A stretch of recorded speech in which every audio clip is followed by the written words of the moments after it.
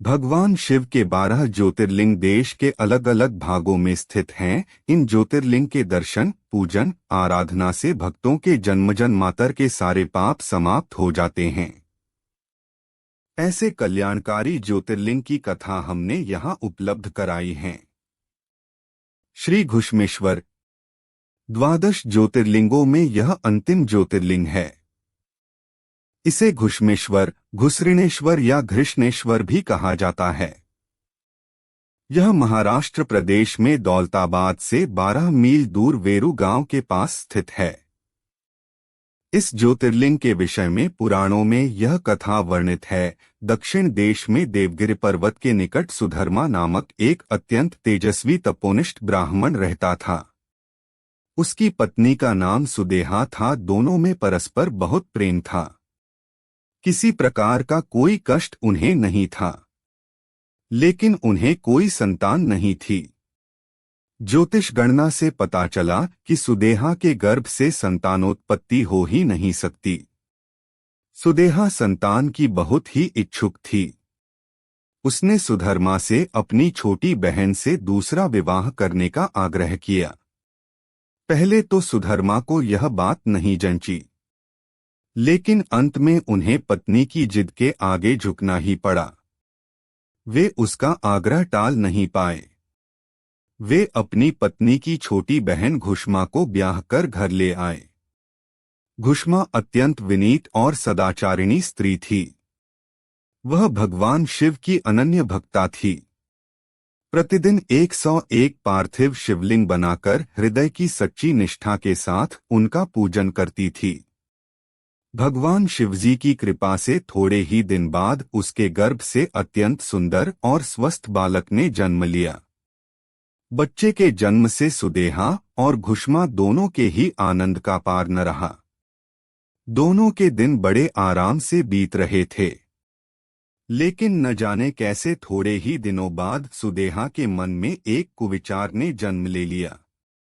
वह सोचने लगी, मेरा तो इस घर में कुछ है नहीं, सब कुछ घुष्मा का है।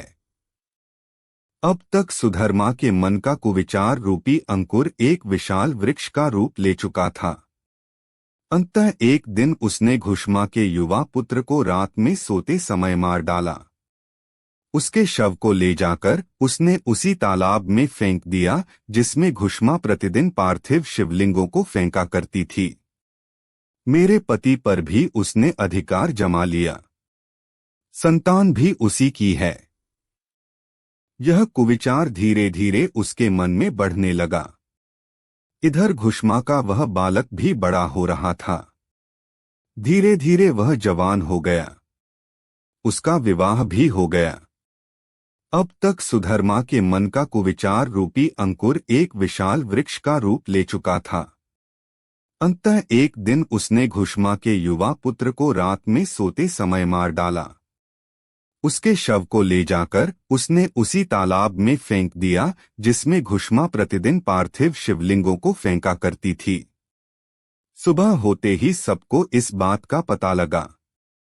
पूरे घर में कोहराम मच गया।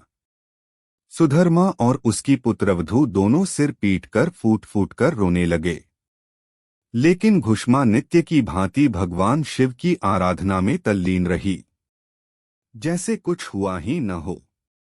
पूजा समाप्त करने के बाद वह पार्थिव शिवलिंगों को तालाब में छोड़ने के लिए चल पड़ी। जब वह तालाब से लौटने लगी उसी समय उसका प्यारा लाल तालाब के भीतर से निकलकर आता हुआ दिखलाई पड़ा। वह सदा की भांति आकर घुष्मा के चरणों पर गिर पड़ा, जैसे कहीं आसपास से ही घूमकर आ रहा हो। इसी समय भगवान शिव भी वहां प्रकट होकर घुष्मा से वर मांगने को कहने लगे। वह सुदेहा की घनौनी करतूत से अत्यंत क्रुद्ध हो उठे थे। अपने त्रिशूल द्वारा उसका गला काटने को उद्यत दिखलाई दे रहे थे। घुष्मा ने हाथ जोड़कर भगवान शिव से कहा, प्रभु, यदि आप मुझ पर प्रसन्न हैं तो मेरी उस अभागिन बहन को क्षमा कर दें।